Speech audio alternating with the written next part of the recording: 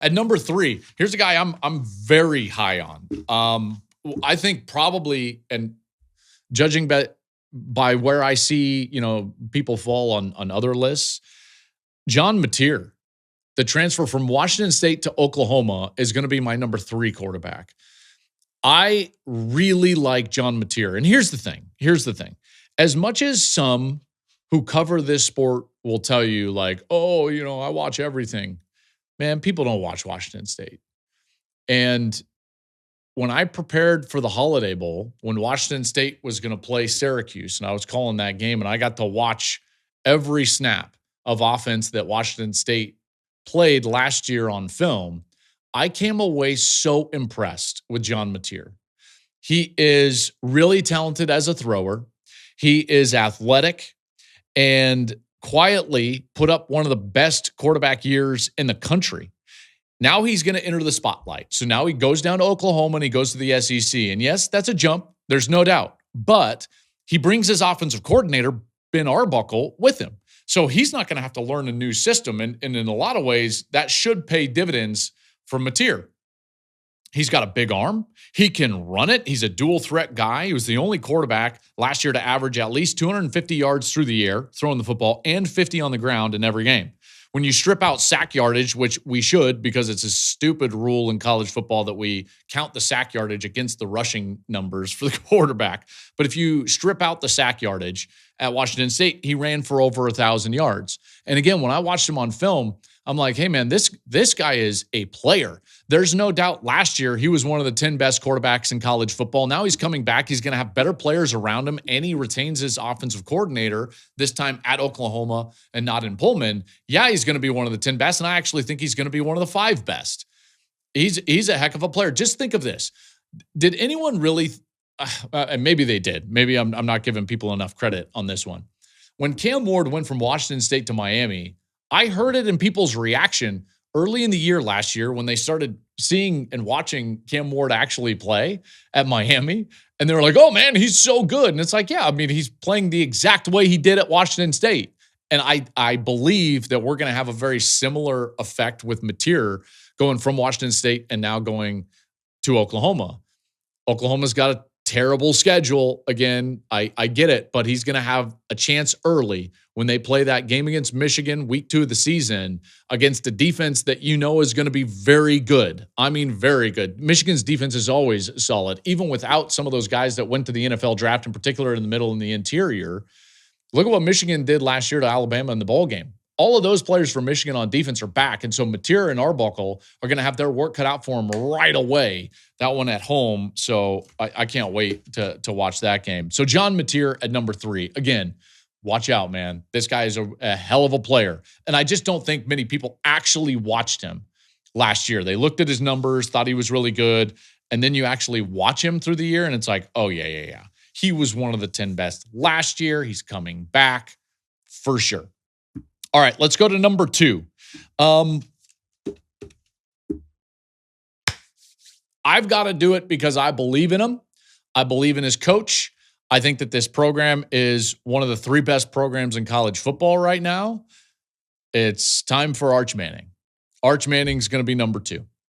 I know he only started 2 games last year, and I'm always big on experience, but did you see him play in those 2 games?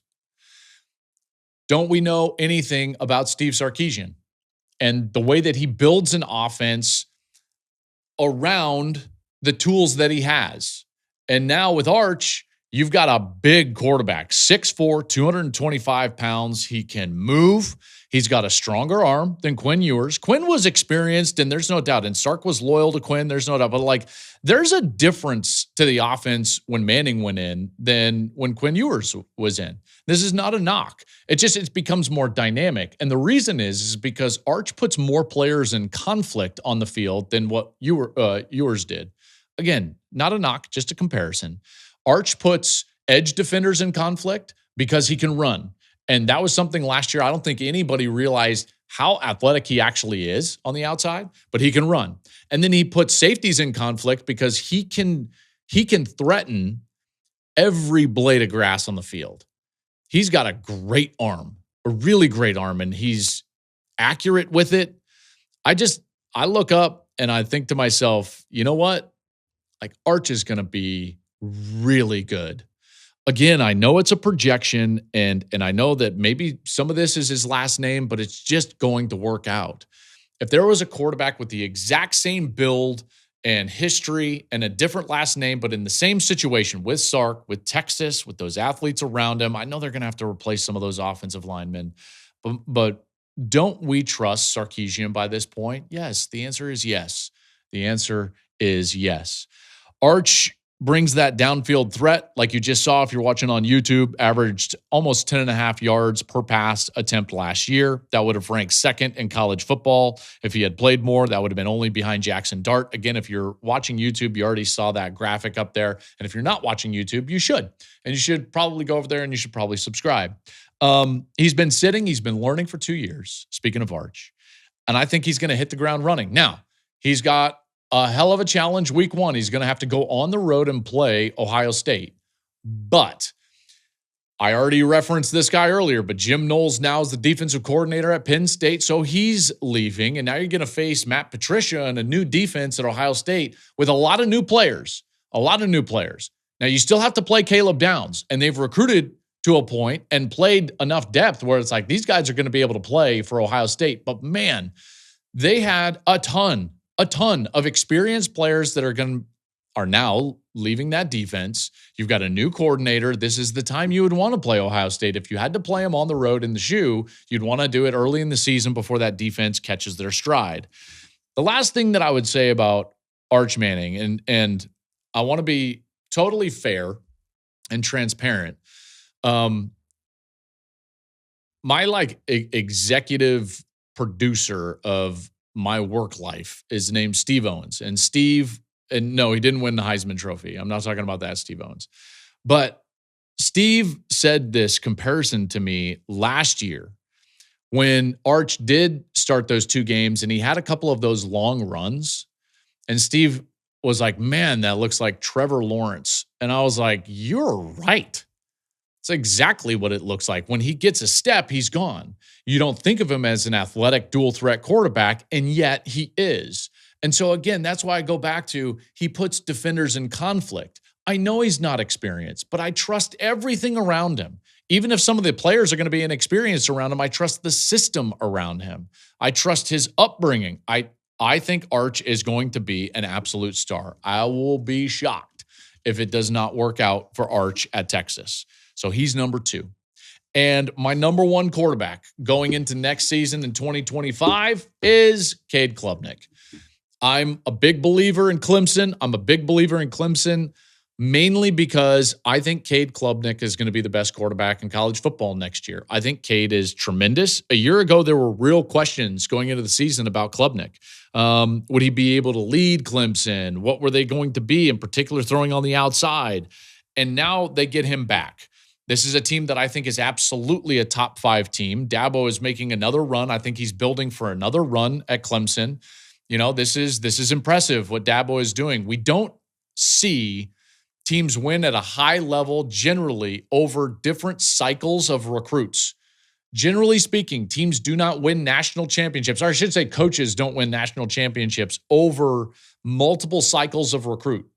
That's why what Nick Saban did at Alabama was so stinking impressive. Now, he had threats during his run at Alabama, right? Dabo at Clemson over one cycle of recruits, really, if you want to call it that, although Dabo was good with Trevor and Deshaun. And then you've got Kirby kind of raises up with that great defense over a couple of years. But again, the mark of like the true elite coach, the elite of the elite in the history of our sport is winning national championships over multiple cycles of recruits. I give that long dissertation to tell you, like, I think Dabo and Clemson are building something that could threaten this year. And if you were to win this year, that would put Dabo on a totally different level at least how I look at the history of our sport and the history of the coaches within our sport. So Cade Klubnik, a big reason why I think that could potentially happen.